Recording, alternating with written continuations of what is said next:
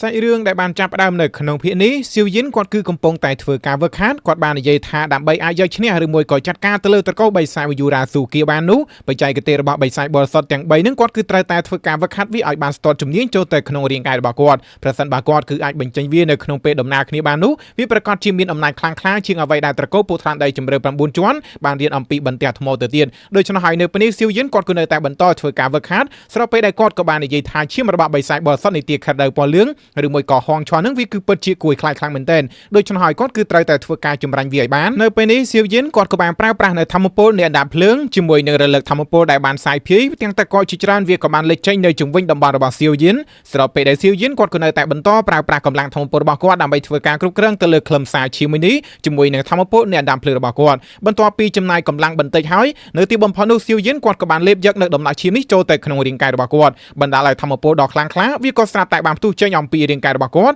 ហើយវាក៏បានបាញ់សម្ដៅទៅកាន់កណ្ដាលអាកាសទៅហើយក៏ធ្វើឲ្យអ្នកខាងក្រៅនៅវិញគឺពិតជាមានការភ្ញាក់ផ្អើលឈីងលីងក៏បានសួរថាតើនេះគឺជាកម្លាំងធម្មពលដែលបានលេចចេញអំពីរាងកាយរបស់អ្នកប្រុសសៀវយិនមែនទេបើអញ្ចឹងពួកយើងគួរតែចោះទៅមើលដែរឬអត់ប៉ុន្តែសៀវអ៊ុយសៀនក៏ប្រាប់ថាមិនចាំបាច់នោះទេដែលពួកយើងគឺត្រូវតែជឿជាក់ទៅលើគាត់ក៏លេចទៅមើលខាងក្រៅវិញសៀវយិនក៏នៅតែបន្តប្រើប្រាស់កម្លាំងរបស់គាត់ដើម្បីធ្វើការចម្រាញ់ទៅលើឈាមមួយនេះហើយគាត់ក៏បាននិយាយថាជាមួយនឹងអំណាចធម្មពលនឹងវាអាចធ្វើឲ្យអ្នកដែលស្ថិតនៅក្នុងការផ្លាស់ប្ដូរលើកទី5នៃកម្រិតទេវតាប្រយុទ្ធនឹងគឺផ្ទុះខ្លួនស្លាប់ភ្លាមៗតែម្ដងដូច្នោះហើយអំណាចធម្មពលឈាមនេះគឺមិនមែនជាអ្វីដែលងាយស្រួលនៅក្នុងការចម្រាញ់ឡើយស្របពេលដែលគាត់ក៏នៅតែបន្តធ្វើការគ្រប់គ្រងនៃកម្លាំងមួយនេះហើយជាមួយនឹងអំណាចធម្មពលដែលបានលេចចេញអំពីរាងកាយរបស់សៀវយិននឹងវាក៏បង្កឲ្យមានការភ្ញាក់ផ្អើលទៅដល់ឆៃលីនដែលកំពុងតែសង្ងំធ្វើការវឹកហាត់ដែរនាងបាននិយាយថាជាមួយនឹងអំណាចធម្មពលនេះវាគឺខ្លាំងជាងអ្វីដែលនាងបានសម័យដល់ទៅទៀតដូច្នោះហើយនៅពេលនេះនាងសង្ឃឹមថាសៀវយិនគឺនឹងអាចស៊ូទ្រាំជាមួយនឹងវាបានស្របពេលដែលសៀវយិនវិញគាត់ក៏នៅតែបន្តធ្វើការវឹកហាត់ក៏ដូចជាចម្រាញ់នៅអំណាចធម្មពលនៃខ្លឹមសារឈាមនេះទៅពេលវេលាក៏ចេះតែកន្លងផុតទៅនៅពេលនេះឈីងលីនក៏បាននិយាយថាវា3ថ្ងៃទៅហើ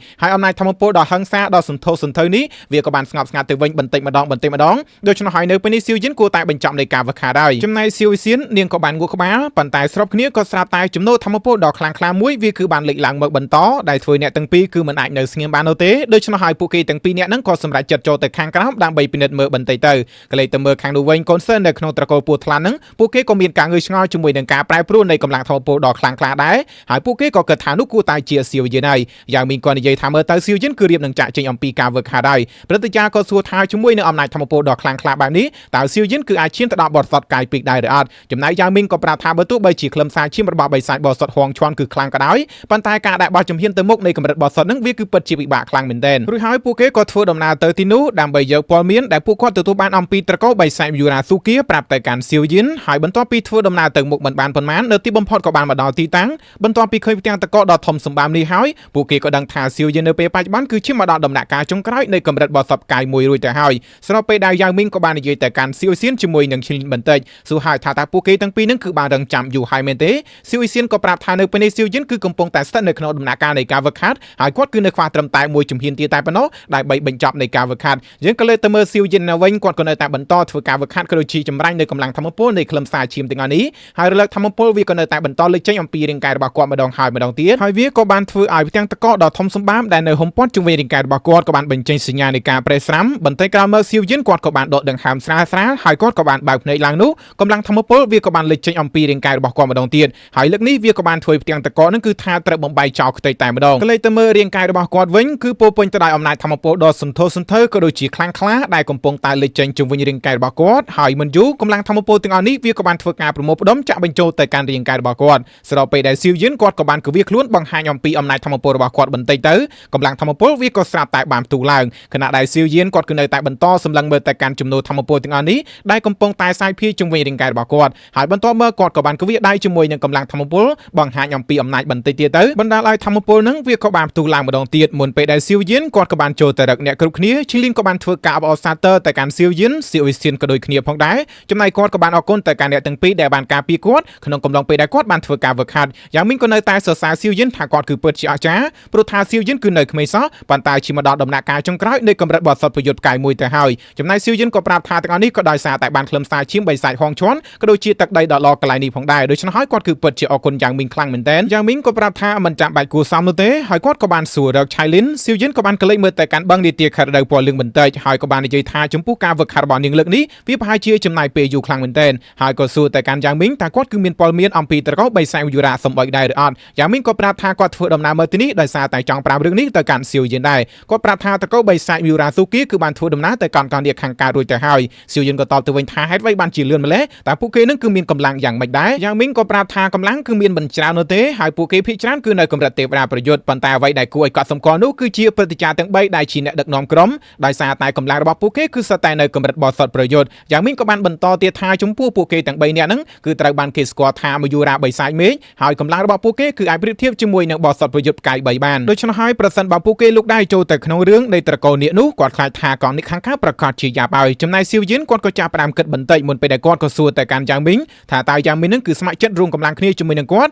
់ដើម្បីចាត់ការទៅលើត្រកូលចាប់សម្អុយនេះដែរឬអត់ស្របពេលដែលយ៉ាងមីងក៏បានចាប់ដៃស៊ីវយិនប្រាប់ហើយថាគាត់នឹងអមដំណើរស៊ីវយិនដល់ទីបញ្ចប់តែម្ដងហើយគាត់ប្រាប់ថាលើកនេះគាត់ជាមួយនឹងព្រឹត្តិការណ៍ដទៃផ្សេងទៀតនោះនឹងធ្វើដំណើរទៅជាមួយនឹងស៊ីវយិនដោយផ្ទាល់ហើយបើទោះបីជាកម្លាំងនៃត្រកូលរបស់គាត់គឺមិនអាចប្រៀបធៀបជាមួយនឹងត្រកូលចាប់សម្អុយនោះបានក៏ដោយប៉ុន្តែឲ្យតែអាចរំខានទៅដល់ផែនការរបស់ពួកគេបាននោះគឺចាត់ទុកថាពួកគាត់គឺជោគជ័យហើយចំណែកស៊ីវយិនគាត់ក៏បានលើកដៃដាក់គ្នាទៅកាន់អ្នកទាំង3ហើយក៏ប្រាប់ថាប្រសិនបើដូច្នោះគាត់គឺសូមអរគុណពួកគេទុកជាមុនហើយព្រឹត្តិការណ៍ក៏ប្រាប់ហើយថានៅប្រុសស៊ីវយិនមិនចាំបាច់មានការគួរសមនោះទេស៊ីវយិនគឺនៅតែមានការព្រួយបារម្ភព្រោះថាឆៃលីនៅពេលនេះនាងគឺនៅតែធ្វើការវឹកហាត់នៅក្នុងបឹងនេះនៅឡើយនោះទេដូច្នេះហើយប្រសិនបើពួកយើងចាក់ចេញនោះតើនាងគឺអាចដឹងដែរឬអត់ចំណែកស៊ីវយិននៅពេលនេះគាត់មិនចង់បង្អង់យូរនោះទេដោយគាត់ក៏បានលោតចូលទៅក្នុងទឹកបឹងហើយក៏សម្ដៅទៅកាន់កន្លែងដែលឆៃលីនាងកំពុងតែធ្វើការវឹកហាត់បន្ទាប់ពីបានមកដល់កន្លែងនេះហើយស៊ីវយិនក៏បានសម្លឹងមើលទៅកាន់នាងស្របពេលដែលគាត់ក៏បាននិយាយទៅកាន់នាងថានៅពេលនេះគាត់នឹងធ្វើដំណើរទៅកាន់កោននាគខាងកើតដើម្បីជួយក្មេងញៀនថ្នាំក៏ដូចជាដើម្បីចាត់ការទៅលើត្រកូលបិសាចមីរ៉ាស៊ូគីដូច្នេះហើយក៏ប្រាប់ថាកុំព្រួយបារម្ភអីបងនឹងប្រើប្រាស់នៅរនាំងថ្មពលដើម្បីការពារកន្លែងនេះហើយលបងយ៉ាវមីងក៏បានចាត់តាំងមនុស្សជាច្រើនដើម្បីធ្វើការយាមកាមកន្លែងនេះដែរ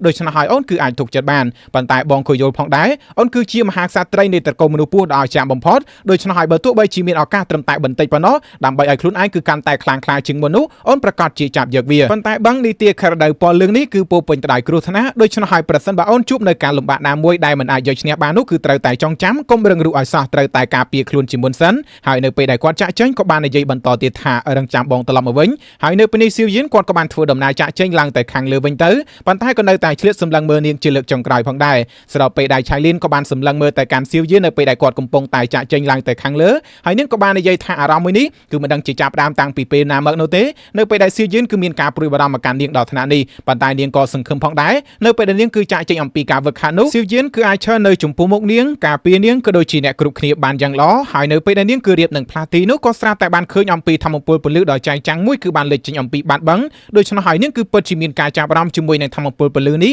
ហើយនាងក៏បានសម្ដៅទៅកាន់ទីនោះតែម្ដងហើយនាងក៏មានអារម្មណ៍ថាធម្មពលពលឺនឹងវាគឺពិតជាខ្លាំងហើយវាគឺមាននៅគ្រោះថ្នាក់ខ្លាំងមែនទែនដូច្នេះហើយបាតបឹងនីតិខរដៅពណ៌លឿងនេះគឺពិតជាមិនអាចយល់បានប៉ុន្តែយ៉ាងណាមិញនាងគឺត្រូវតែខ្លាំងជាងនេះដូច្នេះហើយនាងក៏ត្រូវតែបន្ថយដែរស្របពេលដែលនាងក៏បាននិយាយថាស៊ីវយិនបងក៏ត្រូវតែថែខ្លួនឲ្យបានល្អដែរយើងក៏លេចទៅមើលខាងលើវិញបន្ទាប់ពីស៊ីវយិនគាត់បានឡើងមកខាងលើហើយគាត់ក៏បានគវាដៃរបស់គាត់បន្តិចហើយរនាំងធម្មពលជាមួយនឹងកម្លាំងមួយវាក៏បានលេចចេញដោយវាក៏បានធ្វើការក្រឹបដណ្ដើមកន្លែងនេះទាំងស្រុងតែម្ដងទៅរួចហើយនោះក៏ប្រាប់ទៅកាន់អ្នកគ្រប់គ្នាថាតោះពួកយើងទៅដូច្នេះហើយពួកគេទាំងអស់គ្នាក៏ធ្វើដំណើរចាក់ចេញកាន់មើលខាងនេះវិញក៏បានឃើញអំពីនារីរបាំជាច្រើនកំពុងតែរាយរាំហើយនៅទីនេះក៏មាននៅមនុស្សមួយចំនួនដែលយើងគឺសិតតែធ្លាប់ស្គាល់ផងដែរដោយឡែកចំពោះព្រឹត្តិការណ៍ទាំងពីរនោះពួកគេគឺសិតតែជាបទសពផ្កាយមួយហើយលើពីនេះទៀតក៏មាននៅប្រូសង្ហាក៏ដូចជាហ្វឹងឈីងអឺរបស់យើងដែរចំណែកមនុស្សដែលនៅកៅអីដែលជាមេដឹកនាំគេនោះគឺមានឈ្មោះថាហ្វឹងហួងហើយនឹងគឺជាបទសពប្រយុទ្ធផ្កាយពីរដោយឡែកចំពោះប្រូសង្ហារបស់យើងវិញគេហាក់បីដូចជាការទុកមិនសោកចិត្តហើយគេគឺពិតជាមិនអាចស្ងប់ចិត្តបាននោះទេដូច្នេះហើយនៅទីបំផុតនោះគេក៏សម្រេចចិត្តក្រោកឡើងនិយាយទៅកាន់ហ្វឹងហួង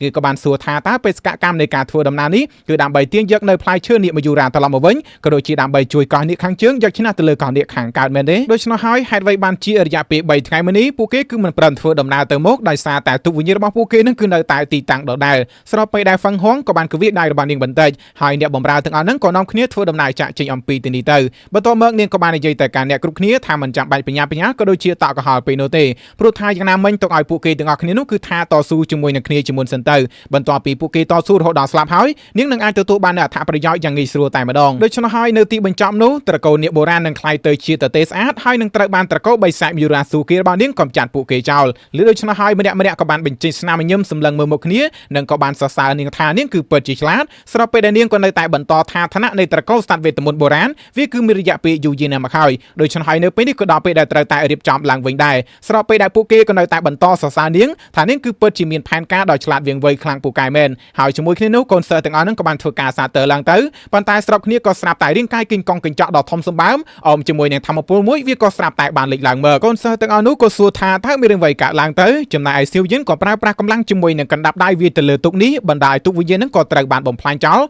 ហ្វឹងហួងក៏សួរទៅកាន់គាត់តើគាត់គឺជានរណាដែលហ៊ានវាឆ្មក់មកលើត្រកូលបិសាចមយូរ៉ាស៊ូគីរបស់នាងសៀវយិនក៏តបទៅវិញថាត្រកូលបិសាចមយូរ៉ាស៊ូគីគឺជាគោលដៅដែលគាត់កំពុងតែចង់ស្វែងរកឬដូច្នោះហើយមនុស្សម្នាក់ដែលមានឈ្មោះថាមូហួងគេក៏បានបញ្ចេញកម្លាំងរបស់គេសម្ដៅចូលទៅរកសៀវយិនយ៉ាងលឿនប៉ុន្តែយ៉ាងណាមិញចូលទៅនឹងគឺប្រៀបបីដូចជាចូលឲ្យសៀវយិនវាយចឹងគាត់ក៏បានប្រើប្រាស់កម្លាំងទះទៅលើគេមួយដៃទៅហើយក៏បានចាប់រាងកាយរបស់គេនឹងក៏វែងទៅផ្នែកមកខាងទៀតចំណែកព្រឹត្តិការណ៍ម៉ាប់ឯនោះវិញគេក៏ស្រាប់តែបានបញ្ចេញធម្មពលនៃការលាបត្របាក់ឋានសួគ៌នឹងផែនដីចំណែកសៀវយិនក៏សួរហើយថាឲ្យចូលចិត្តស៊ីណាមែនទេបានចឹងខ្ញុំនឹងឲ្យអញស៊ីរហូតដល់បាយពោះស្លាប់ហើយគាត់ក៏បានបញ្ចេញនៅកម្លាំងធម្មពលរបស់គាត់ហើយក៏ធ្វើការវាទៅលើព្រឹត្តិការណ៍ម៉ាប់នឹងតែម្ដងចំណែកគេនឹងគឺមិនអាចទ្រាំទ្របាននោះទេដូច្នោះហើយក៏បណ្ដាលរាងកាយរបស់គេប៉ាងថយក្រោយជាច្រើនជំហានដែរគេបាននិយាយថាសៀវយិនគឺនៅត្រឹមតែដំណាក់កាលចុងក្រោយនៃកម្រិតបោះសពកាយមួយតែប៉ុណ្ណោះប៉ុន្តែហេតុអ្វីបានជាមាននៅកម្លាំងធម្មពលប្រយុទ្ធដ៏គួរឲ្យភ័យខ្លាចបែបនេះហើយចំណែកអ្នកគ្រប់គ្នាគឺកំពុងតែមានការភ្ញាក់ផ្អើលជាមួយនឹងវត្តមានរបស់សៀវយិនប៉ុន្តែពួកគេមិនទាន់ដឹងថាម្នាក់នេះគឺជាអ្នកណានោះទេហើយចំណែកប្រូសង្ហារបស់យើងក៏បញ្ជាឲ្យកូនសិស្សទាំងអស់នឹងរៀបចំក្បួននៃការប្រយុទ្ធប៉ុន្តែជាមួយគ្នាសៀវយិនក៏បានហៃលំហសម្ដៅចូលទៅរកគេជាមួយនឹងកម្លាំងរបស់នាងដោយឡែកចំពោះហ្វាំងឈីងអើវិញក៏កំពុងតែទប់ទល់ជាមួយនឹងឈីងលីនដែរដូច្នោះហើយដោយសារតែពួកគេគឺកំពុងតែជាប់ដៃប្រយុទ្ធគ្នាជាមួយនឹងដៃគូរបស់ពួកគេនោះគឺគ្មានពេលដើម្បីរៀបចំក្បួននៃការប្រយុទ្ធនោះទេស្របពេលដែលហ្វាំងហួងនាងក៏បានដឹងថាមាននៅកម្លាំងដ៏ខ្លាំងក្លាមួយទៀតដែលកំពុងតែលាក់ខ្លួននៅក្នុងលំហដូច្នោះហើយនាងក៏បានក្តាប់កណ្ដាប់ដៃជាមួយនឹងកម្លាំងរបស់នាងបន្តិចដើម្បីធ្វើការបំបីលំហឲ្យមនុស្សអាត់កំបាំងនោះគឺថាបង្ហាញខ្លួនមកបន្ទាប់ពីលំហត្រូវបានបំផ្លាញចោលហើយក៏ស្រាប់តែកម្លាំងធម្មពលនៃការបង្កើតផ្លូវលំហវាបានលេចឡើងអមជាមួយនឹងព្រឹត្តិការណ៍ជាច្រើននៃត្រកូលពស់ថ្លាន់ដីជម្រៅ9ជាន់ស្របពេលដែលសម្លេងរបស់យ៉ាងមីងក៏បានបន្លឺឡើងសួរទៅកាន់ព្រឹត្តិការណ៍ទាំង3នៃត្រកូលបិសាចមយូរ៉ាស៊ូគីបន្ទាប់ពីខានជួបគ្នាអរិយៈពេលរាប់រយឆ្នាំតែពួកគេនឹងគឺសោកទុកយ៉ាងណាហើយខណៈដែលគាត់ក៏បានអុកជើច្រត់ទៅលើកណ្ដាលអាកាសបន្តិចនោះកម្លាំងធម្មពលរបស់គាត់ក៏ត្រូវបានបង្ហាញនៅចំពោះមុខអ្នកគ្រប់គ្នាបន្ទាប់ពីយ៉ាងមីងបានបង្ហាញខ្លួនហ្វាំងហួងក៏ស្គាល់យ៉ាងច្បាស់នៅវត្តមានរបស់គាត់ហើយពួកគេក៏ដឹងថានោះគឺជាត្រកូលពស់ថ្លាន់ដីជម្រៅ9ជាន់ព្រឹត្តិការណ៍ម៉ាប់នោះក៏មានការភ្ញាក់ផ្អើលព្រោះថាយ៉ាងមីងគឺមិនត្រឹមតែមិនស្លាប់នោះទេកម្រិតនៃការវឹកហាត់របស់គេក៏មានការកើនឡើងយ៉ាងច្រើនផងដែរហ្វាំងហួងក៏បាននិយាយទៅកាន់យ៉ាងមីងថាត្រកូលរបស់នាងគឺគ្មានចំនួនជាមួយនៅត្រកូលពស់ថ្លាន់ដីជម្រៅ9ជាន់របស់យ៉ាងមីងនោះទេហេតុអ្វីបានជាគាត់នឹងគឺធ្វើការរារាំងផ្លូវរបស់នាងឬមួយក៏ត្រកូលពស់ថ្លាន់ដីជម្រៅ9ជាន់នឹងគឺចង់ធ្វើជាសត្រូវជាមួយនឹងត្រកូលរបស់នាងលើដូច្នោះហើយយ៉ាងមីងគាត់ក៏បានសើចហើយក៏ឆ្លើយតបទៅវិញថាគាត់គឺគ្មានបំណងលូកដៃចូលទៅក្នុងរឿងរបស់នាងនោះទេប៉ុន្តែដោយសារតែនាងគឺបានធ្វើសៀវយិនគឺមានការអន់សពុនចិននោះ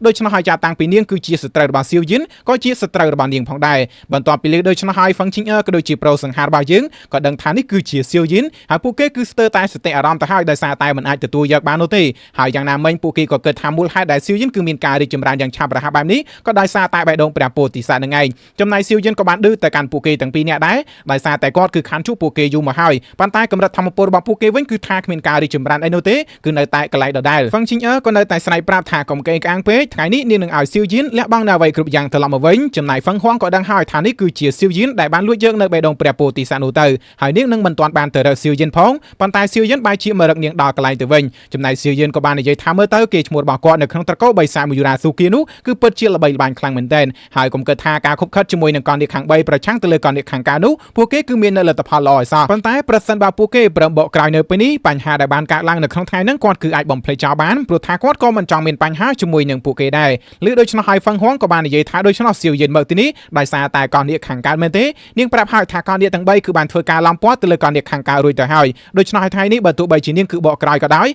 ប៉ុន្តែនៅពេលដែលសៀវយិនទៅដល់នោះកននេះខាងកើតគឺបានឈានទៅដល់ទីបញ្ចប់រួចទៅហើយចំណែកសៀវយិនក៏សួរនៅក្នុងចិត្តតើកននេះទាំង3ហ្នឹងគឺពិតជាអន្ទះសារដល់ថ្នាក់នេះមែនទេឬហើយក៏បាននិយាយថាដោយសារតែគ្មានអ្វីដែលត្រូវពិភាក្សាគ្នានោះក៏មិនន័យដែរឲ្យពួកគេនឹងគឺត្រឡប់ទៅវិញទៅប្រសិនបើមិនដូច្នោះទេថ្ងៃនេះគ្មាននរណាម្នាក់គឺអាចចាក់ចេញបានឡើយខុនហួងក៏បាននិយាយថានៅពេលដែលគេកំពុងតែប្រឡូកនៅក្នុងទ្វីបកម្លាំងធាននេះសៀវយិនគឺមិនទាន់កើតនៅឡើយនោះទេចំណែកហ្វាំងហួងនាងក៏បាននិយាយថាប្រសិនបើបែបហ្នឹងក៏ល្អដែរដោយសារតែបញ្ជីថ្មីបញ្ជីចាស់នឹងដោះស្រាយជាមួយនឹងគ្នានៅក្នុងថ្ងៃនេះហើយក៏ប្រាប់ទៅកាន់ខុនហួងក៏ដូចជាយីងហួងឲ្យគេដោះស្រាយជាមួយនឹងសៀវយិនទៅចំណែកឯយ៉ាងមីងវិញទុកឲ្យនាងគឺជាអ្នកដោះស្រាយរួចហើយក៏បញ្ចេញនៅកម្លាំងធម្មពលរបស់នាងស្របពេលដែលយ៉ាងមីងក៏ចង់ដឹងផងដែរបន្ទាប់ពីរាប់រយឆ្នាំនេះតើនាងគឺមាននៅការរីកចម្រើនអ្វីខ្លះស្របពេលដែលពួកគេទាំងពីរនាក់ឯនោះវិញក៏ចាប់ផ្ដើមបញ្ចេញនៅកម្លាំងរបស់គេនិងក៏ស្រែកប្រាប់ទៅកាន់សៀវយិនថានៅពេលដែលពួកគេទាំងពីរនាក់រួមដៃគ្នានោះសៀវយិនគាត់គឺមានតែរងចាំស្លាប់តែប៉ុណ្ណោះរួចហើយក៏សម្ដៅចូលទៅចំណែកសៀវយិនក៏ចង់ឲ្យពួកគេដឹងផងដែរថ្ងៃនេះបើទោះបីជាបរិសុទ្ធប្រយុទ្ធពីរនាក់រួមដៃគ្នាក៏ដោយក៏គ្មានអ្វីមកផែននៅចំពោះមុខគាត់ដែរ